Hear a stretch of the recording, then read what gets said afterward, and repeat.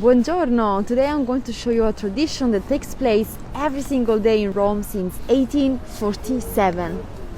We're going to see the shot of a real cannon. But why does a cannon has to shoot every single day in Rome? It all started in 1847 when the Pope Pius IX had a problem. The church bells of Rome, which were supposed to play at midday, were not synchronized and they were all playing in different times.